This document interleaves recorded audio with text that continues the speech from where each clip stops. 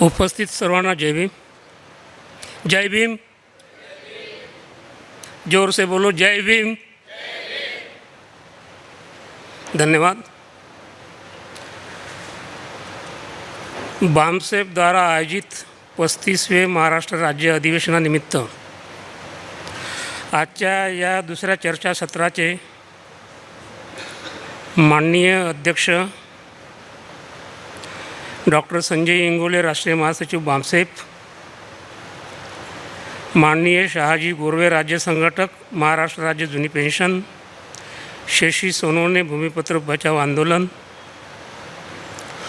उपस्थितांमध्ये doctor Pradeep Aglave, माननीय बी D Borkar, कविता ताईमडावी, मोडगरेजी आणि टोंगेजी, उपस्थित सर्व बंधू आणि भगिनींनो, आजचा जो या सत्राचा जो विषय आहे, खाजगीकरण आणि कंत्राटी पद्धतीच्या दुष्परिणामाला नष्ट करण्याची रणनीती। मला असं वाटतं आहे, काश बाबासाहेब और 5 साल जिंदा रहते तो क्या ये नौबत आती। काश बाबा साहब ने बोला था कि ये प्रगति का रथ मैंने यहाँ तक लाया है, उसके आगे बढ़ाना है तो बढ़ाओ, नहीं बढ़ाओ तो कम से कम पीछे मत खींचो। क्या हमने किया? बाबा साहब ने धम्म क्रांति दी थी हमको, क्या उसका अनुसरण हमने किया? अगर वो किए होते तो मुझे नहीं लगता कि आज का ये प्रसंग हमारे ऊपर आता। मित्रों, खाजगीकरण ही भयावह परिस्थिती आहे आजच्या या देशामध्ये। म्हणजे गुलामीचं दुसरं षडयंत्र, गुलामीचा हा प्रकार आहे एक। चातुर्वर्ण व्यवस्था आणायची आहे, मनुस्मृती आणायची आहे। आपण समजून घेऊया की या लोकशाही देशामध्ये हे अशा प्रकारे करता येतं का। आपल्या राज्यघटनेनं आपल्याला म्हटलेलं आहे,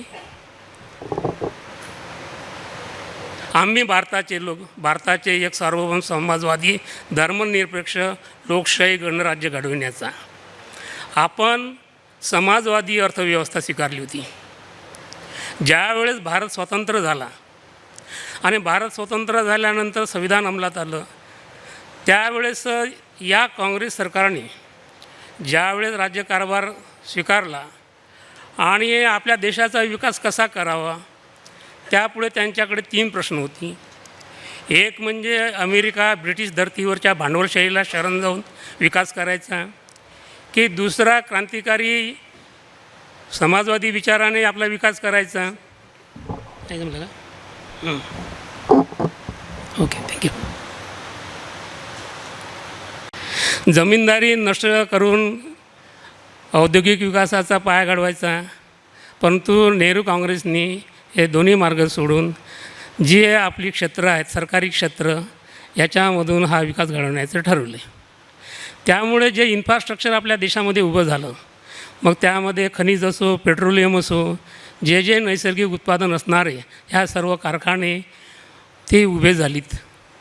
एवढंच नव्हे तर आकाश, अवकाश ह्या सर्व बाबीमध्ये आपण काही प्रमाणात प्रगती केली। हे करत असताना काही कालखंडानंतर अनेक बदल होत गेलेत। हळूहळू 1990चं दशक आलं। यामध्ये काय झालं की ज्यांच्या भरोशावरती औद्योगिकरण होतं, त्यांनी आपल्या विकासासाठी, स्वतःच्या फायद्यासाठी अर्थव्यवस्थेला कमजोर केलं। आणि हे कमजोर केल्यामुळे 1990ला अशी परिस्थिती झाली की आपली गंगाजळी जी फॉरेन करन्सी म्हणतो ती आटली, देशावर कर्ज वाढलं। आणि या कर्ज वाढल्यामुळे नरसिंहराव सरकारने असं ठरवलं की आता काहीतरी उपाय केला पाहिजे। वर्ल्ड बँकेने अधिक कर्ज देण्यासाठी नकार दिला आणि त्यांनी अटी घातल्या का तुम्हाला जर तुमची अर्थव्यवस्था सुधारायची असेल तर तुम्हाला मुक्त अर्थव्यवस्था स्वीकारावी लागेल। आता मुक्त अर्थव्यवस्था स्वीकारत असताना म्हणजे काय की आपण जे म्हणतो ते खाऊजा धोरण, खाजगीकरण, उदारीकरण आणि जागतिकीकरण, हे 3 फॉर्म्युले स्वीकारल्यानंतर खाजगीकरणाला सुरुवात झाली।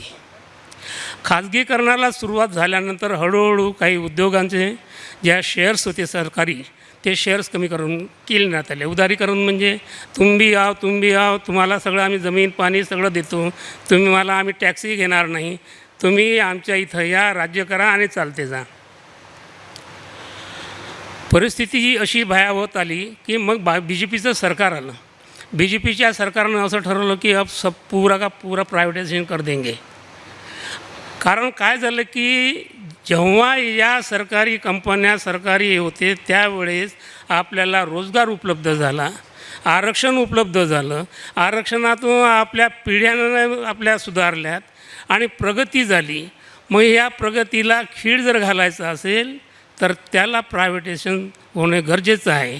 कारण आपण म्हणतोच की या देशाचा जो बजाज नावाचा जो उद्योगपती है त्यानं म्हटलं होते की हमारे यहाँ प्राइवेट सेक्टर में हम आरक्षण नहीं देंगे. आणि म्हणून या प्रायव्हेट सेक्टरमध्ये आरक्षण नसणार, या प्रायव्हेट सेक्टरमध्ये सरकारचं नियंत्रण नसणार. आणि हे सरकारचं नियंत्रण नसल्यामुळेच आपण पाहतो आहे की कोणता माल्या कोणता कोणी हे उठून पडतात आणि देशाला धतुरं दाखवतात. ही परिस्थिती जशी जशी वाढतली आज आपण पाहतोय की जवळपास 26 सार्वजनिक कंपन्याचं खाजगी कंपन्याला विकण्याचं त्यांनी ठरवलेलं आहे. आणि मोदी सरकारनं तर आता असं ठरवलं आहे की ह्या सर्व देशाचा 2च व्यक्तींमध्ये आपण पुरा देश जरी दिला तरी चालेल. किती भयावह आहे हो. ज्या अडाणीकडे 2014च्या पूर्वी त्याची 100च्या वरती त्याची गणती होत होती, तो या 8 वर्षामध्ये तो पहिल्या 5मध्ये येतो आहे. कसं काय, तो कोणती जादू केलेली आहे? म्हणजे सरकार जर पाठीशी असलं, सरकारचं धोरण जर फेवरमध्ये असलं तर काहीही करता येतं. आणि हे करते काय, आपल्याला RSSची नीती माहिती आहे. RSSची स्थापना जेव्हापासून झाली, आता या 1925मध्ये त्यांची 100 वर्ष होत आहेत. त्यांनी ठरवलेलं होतं का या देशाला जर पुन्हा वर्णव्यवस्थेमध्ये जर आणायचं असेल तर या देशाला बहुसंख्य जनता ही गुलाम झाली पाहिजे. त्यांच्या गोळवळकर नावाचा जो गुरुजी होता, दुसरा काय म्हणतात त्याला RSSचा प्रमुख, त्यानं आपल्या वे अँड आवर नेशनहुड डिफाईनमध्ये स्पष्ट लिहिलेलं आहे की तुम्हाला राज्यसत्ता जर मिळवायची असेल तर देशाला 90% देशाला उद्ध्वस्त करा, 90% देशाला उद्ध्वस्त करा आणि काही मोजक्याच लोकांच्या हातामध्ये सत्ता द्या, तुम्ही सतत सत्तेवर राहणार. ही त्यांची नीती आहे आणि या नीतीचा ते प्रामाणिकपणे अवलंब करत आहे.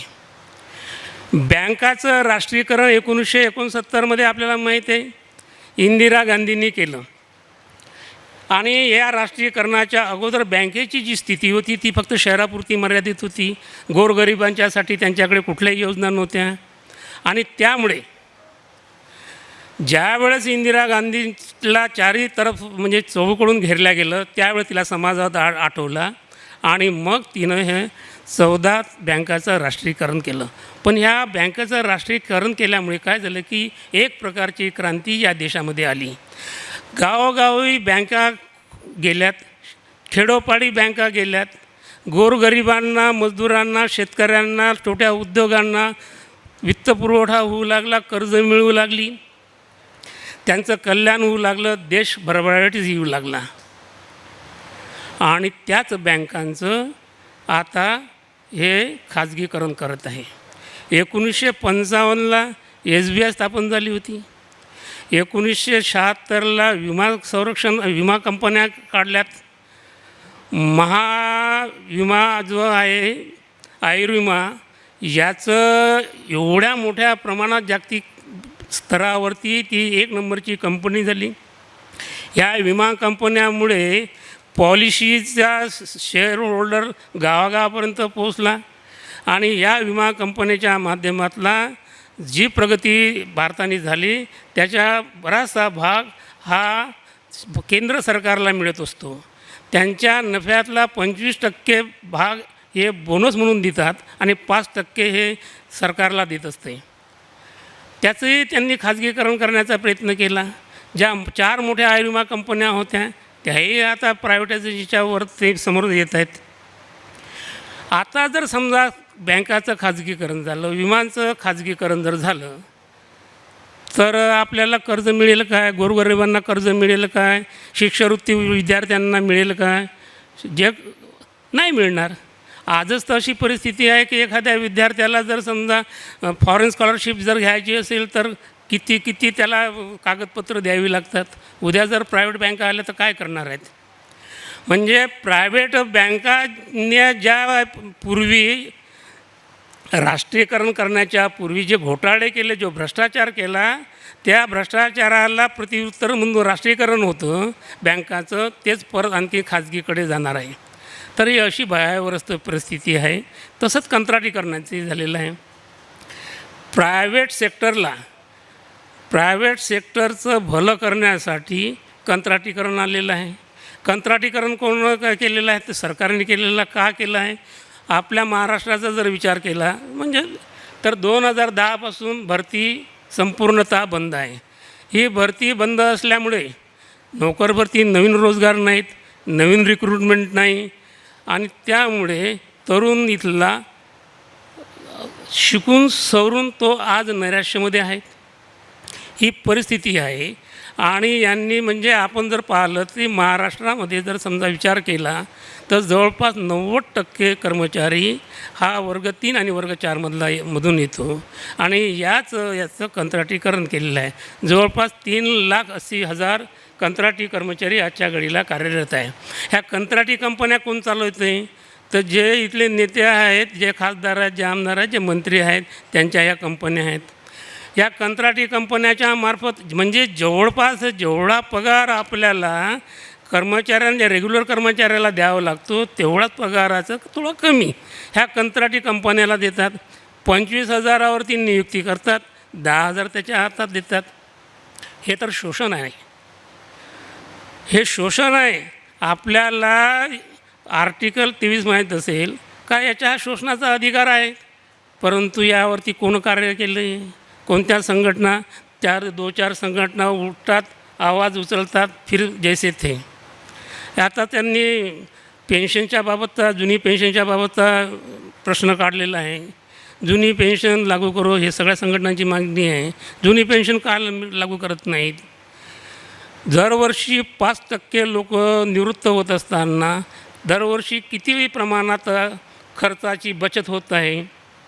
आमदार खासदारांना तुम्ही पेन्शन देता, जो 5 वर्ष फक्त राहतो.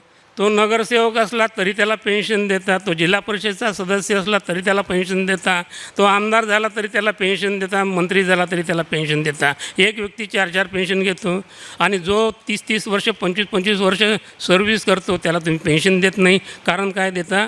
की एवढं बजेट नाही आहे. बजेट जाते कुठं? बजेट तिथे जाते की मंत्री आणि आमदारांच्या विकासावरती हे बजेट जाते.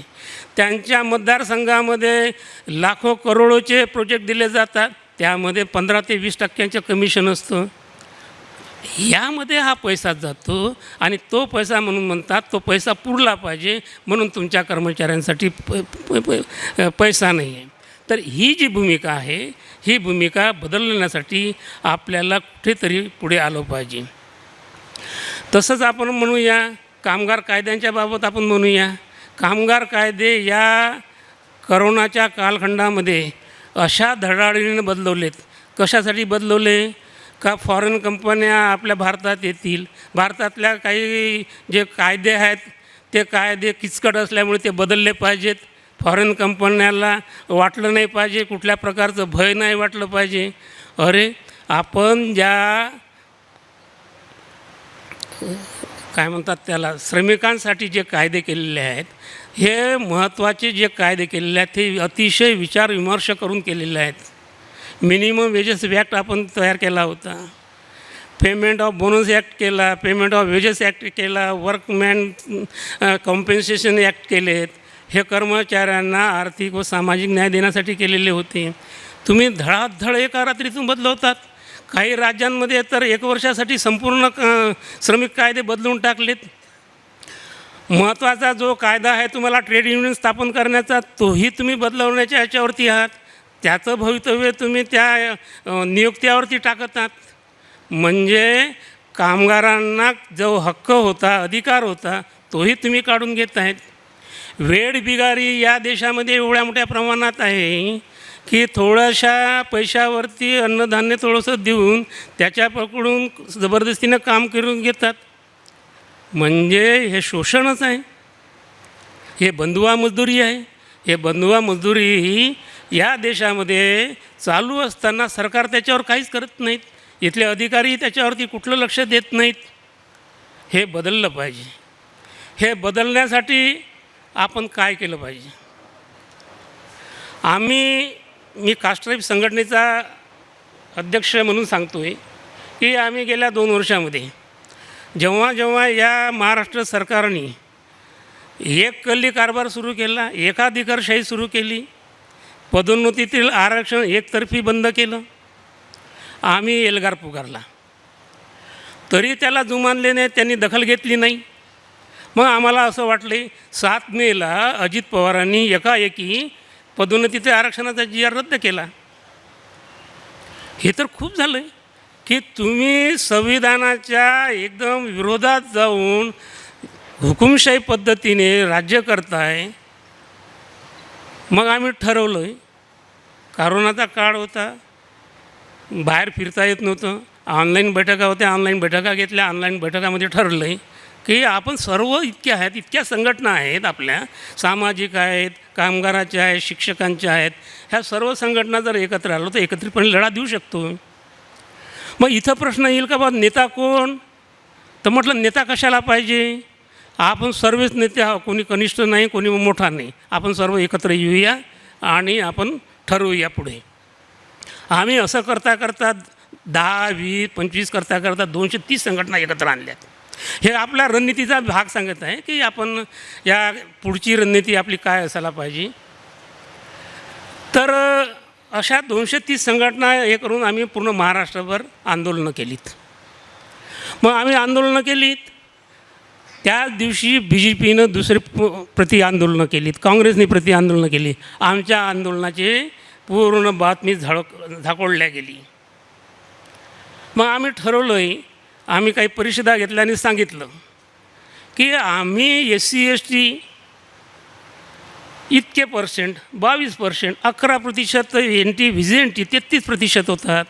OBCमधले जे काही पुरोगामी आहेत ते जर आपण 10% धरले तर 43% होतात. आणि असं जर आपण सर्व एकत्र जर आलो तर बाबासाहेबांना आपल्याला वन व्हॅल्यूचं जे अधिकार दिलेला आहे तो आपण का वापरत नाही? अरे आमच्या मतावरती तुम्ही निवडून येता आणि तुम्ही आमच्यावरती हुकूमत गाजवता. मग आम्ही असं का करू नये की आमचंच मत, आमची सत्ता, आम्ही तुमची सत्ता उलटवू शकतो, आम्ही आमची सत्ता स्थापन करू शकतो. हे का होऊ शकत नाहीत? कांशीराम साहेबांनी आपल्याला माहीत असेल तर हे होऊ शकते असं म्हटलं होतं. परंतु आपल्यांमध्ये जे फुटीचं बीज आहे, मग RPIचे असो 15 गट, आणखीन कोणत्या संघटनेचे असो 4 गट, ह्या गटागटात विखुरल्यामुळे आपलं अतोनात नुकसान झालेलं आहे. काही दलालांमुळे आपल्या समाजाचं खूप नुकसान झालेलं आहे. दलाली करणारे त्यांच्या फक्त कुटुंबाच्या 7 पिढीचं बरोबर भलं करतात, समाजाचं भलं करत नाहीत. आज भयावह परिस्थिती आहे. ज्या आंबेडकरी चळवळीचं आपण गुणगान गातो, ज्या आंबेडकरी चळवळीचा धाक या राज्यांमध्ये होता, या देशांमध्ये होता, तो या लोकांनी घालवलेला आहे. आणि म्हणून परत एकदा जर समजा आपण सर्व आंबेडकरी विचाराचे, फुले शाहू बाबासाहेबांच्या विचाराचे जर एक आलो तर परत आपली धाक या देशात, या राज्यात आपण करू शकतो. यासाठी आपल्याला प्रयत्न करण्याची गरज आहे. आपण जर पूर्ण देशामधल्या जेवढ्या काही या परिवर्तनवादी संघटना असतील, OBC संघटना असतील, VGNTच्या संघटना असतील, SC STच्या संघटना असतील, या सर्वांनी आज एकत्र येऊन लढण्याची गरज आहे. आणि हे जर एकत्र येऊन आपण लढणार नाही तर पुढचा काळ अतिशय भयावह असणार आहे. अमित शहाने सांगितलंच आहे का 2024 नंतर आम्ही NRC लागू करू. ते NRC कोणावर लागू करणार आहे? आदिवासींवरती, मुसलमानांवरती. बाहेरून लोक इथं आणत आहेत आणि त्यांना ते इथला नागरिकत्व बहाल करणार आहेत. कशासाठी? मत हासिल करण्यासाठी. EVMच्या बाबतीत बोललं जाते की त्यांची सत्ता EVMमुळे येते. ना काँग्रेस बोंबलत ना बाकीचे पक्ष बोंबलत. का बोंबलत नाही? बाकीच्या देशांमध्ये EVM लागू नाही आहे. तिथे जर बॅलेट पेपरवर निवडणुका होतात तर आपल्या इथं बॅलेट पेपरवर निवडणुका व्हायला काय अनर्थ आहे? मग हे कोण करणार? होऊ शकते रस्त्यावर यायचं आहे. आम्ही आता ठरवलेलं आहे की येत्या 3 ऑक्टोंबरला नागपुरामध्ये सर्व संघटनांचा एक महामोर्चाचं आयोजन केलेलं आहे. आम्ही सर्व संघटनांना हाक दिलेले आहेत. त्यामध्ये OBC संघटना आलेल्या आहेत, मुस्लिम संघटना एकत्र आल्या आहेत, राजकीय संघटना आहेत, सामाजिक संघटना आहेत, कामगार संघटना आहेत. हे जर होऊ शकतं तर आपण देश पातळीवर काय एक होऊ शकत नाहीत. 2024च्या निवडणुका येणार आहेत आणि या 2024च्या निवडणुकामध्ये त्यांचं ठरलेलं आहे केन प्रकारे सत्ता हस्तगत करायची आणि परत ब्राह्मणशाही लागू करायची. काल परवाचं प्रकरण पहा तुम्ही. मध्य प्रदेश सरकारमध्ये मध्य प्रदेशामध्ये काय झालं आहे की या आता जे त्योहार आहेत, सण त्योहार आहेत, यामध्ये ब्राह्मण लोक अनेक ठिकाणी पूजापाठाला जातात. एक ब्राह्मण महाशय 55 वर्षाचा एका घरी गेला. एका घरी जाऊन त्यानं तिथल्या मुलीवरती 13 वर्षाच्या मुलीवर बलात्कार केला आणि जेव्हा ते प्रकरण वाढलं, हा लोधी समाज हा परंपरेनं RSSचा छत्रछायाखाली राहणारा हा समाज आपल्याला माहीत असेल. हा समाज पेटून उठला का ब्राह्मण लोक आमच्या घरात येऊन आमच्या मुलीवर बलात्कार करतात. हे काय आहे? म्हणजे त्यांना त्यांच्या गुलामीची जाणीव झाली का आपण आता गुलामी सहन करायची नाही.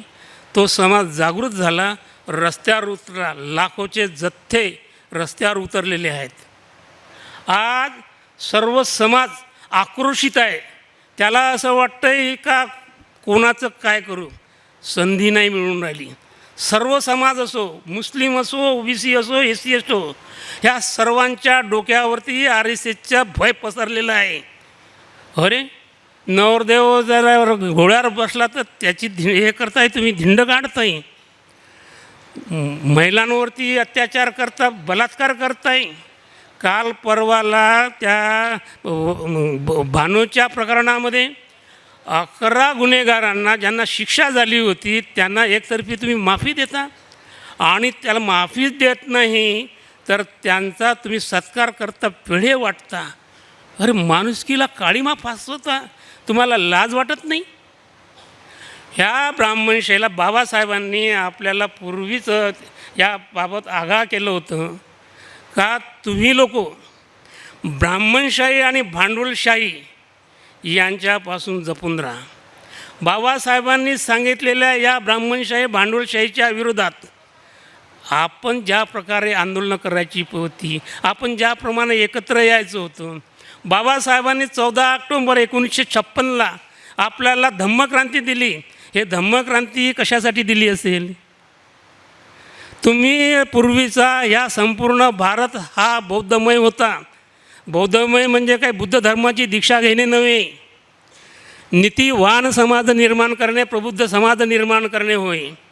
जर हा नीतिवान समाज जर आपला निर्माण झाला असता तर या नेत्यांची काय म्हणतात गुर्रत नव्हती की ते तुमच्या समोर एखाद्या RSSच्या ब्राह्मणशाहीच्या वडचणीला गेले असते. तुमचा धाक नव्हता कारण आणि तुमच्यात नीती नव्हती. तुमच्यात नीतिवंता असती, नीतिमत्ता असती तर आज आपण या भयावह परिस्थितीमध्ये सापडलो नसतो. शेवटच्या टप्प्यामध्ये म्हणजे आता एक पुस्तक माझ्या वाचनात आलं आहे की कांशीरामजींनी असं म्हटलं होते की जोपर्यंत मी बुद्ध धर्माची दीक्षा घेणार नाही तोपर्यंत माझ्या जीवनाला अर्थ येणार नाही. त्यांचं हे वाक्य त्यांच्याजवळच राहिलं. त्याच्यानंतर त्यांचं हे झालेलं आहे. आपल्याला सांगू इच्छितो, जर समजा भारतातली 5 कोटी जनता, 10 कोटी जनता जर समजा या विचाराने, बुद्धाच्या विचाराने, बाबासाहेबांच्या विचाराने, फुलेशाहूच्या विचाराने एकत्र आली असती, तर आज या देशावर सत्ता हे फुलेशाहू आंबेडकरांच्या विचाराची राहिली असती. बाबासाहेबांनी रिपब्लिकन पक्षाच्या स्थापनेच्या पूर्वी जे घोषणापत्र लिहिलं होतं, काय होतं ते घोषणापत्र? समता, बंधुत्व, न्यायावरती आधारित, जी आपली राज्यघटना आपल्याला सांगते.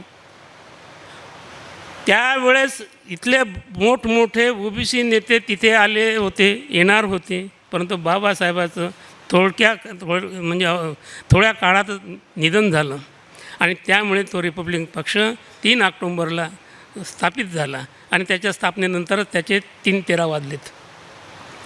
आज आपल्यासमोर मोठा यक्ष प्रश्न आहे. आपण एकत्र कसे येऊ? आपण एकत्र येऊ शकतो, परंतु एकत्र येण्यासाठी आपल्याला परत आपल्याला प्रयत्न करायचे आहेत. आपण या कालखंडामध्ये जेव्हापासून बाबासाहेब गेले तेव्हापासून आपण आपले इन्फ्रास्ट्रक्चर उभे केलेले नाहीत. म्हणजे इन्फ्रास्ट्रक्चर म्हणजे कोणते? शाळा असो, कारखाने असो, आपल्या मालकीच्या आपण बनवायला पाहिजे होते. आपल्या समाजात आज लाखो करोडो रुपयेवाले लोक आहेत, ना आपले हॉस्पिटल्स आहेत. या करोना काळामध्ये प्रत्येकाला त्या हॉस्पिटलची गरज किती होती हे आपल्याला पटलेली आहे. आता काही लोक पुढे येत आहेत, काही हॉस्पिटलची निर्मिती करत आहेत.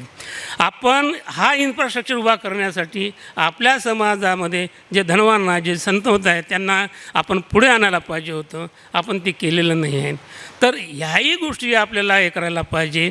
आम्ही एकदा असंच काही आंदोलनाच्या बाबतीत काही विद्यार्थ्यांना भेटलो होतो.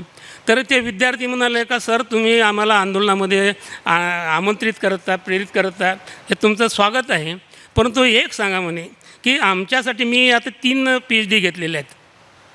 3 PhD घेऊन म्हणे मी 35 वर्षाचा झालो, मला नोकरी नाही, माझं लग्न झालेलं नाही. यासाठी तुम्ही किंवा समाजाने आमच्यासाठी काय केलं? काय उत्तर देणार?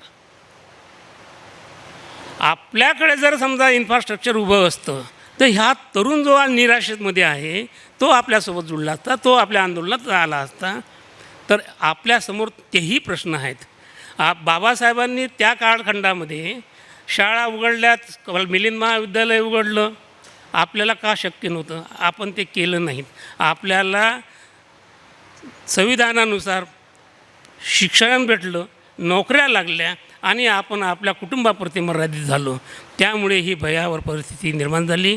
म्हणून आपल्याला खाजगीकरण, कंत्राटीकरण याच्यावरती आपल्याला आज विचार करावा लागत आहेत. म्हणून सांगतो मित्र, वेळ गेलेली नाही आहे. आपण सर्व सुज्ञ आहात. आजही आपण पुन्हा नव्या दमाने उभं राहू शकतो. शिक्षणाच्या 3-13 वाजलेले आहेत. नवीन शैक्षणिक धोरण आपल्याला, तुम्हाला माहीत आहे, शिष्यवृत्ती देणार नाहीत. पुढे ॲडमिशन मिळणार नाही. शिक्षणही दुरापास्त होणार आहे. आरोग्य सेवेचा भट्ट्याबोळ झालेला आहे. आरोग्य सेवाही दुरापास्त होणार आहे. मग अशा याच्यामध्ये तुमच्या पुढे गुलामीशिवाय दुसरं जीवन असणार नाही. म्हणून हे गुलामी जर येऊ द्यायची नसेल तर या 2024च्या पूर्वी आपण सर्व SC ST OBC हे एक आहोत हे दाखवून देणं गरजेचं आहे. इथेच थांबतो. जय भीम, जय बुद्ध, जय भारत.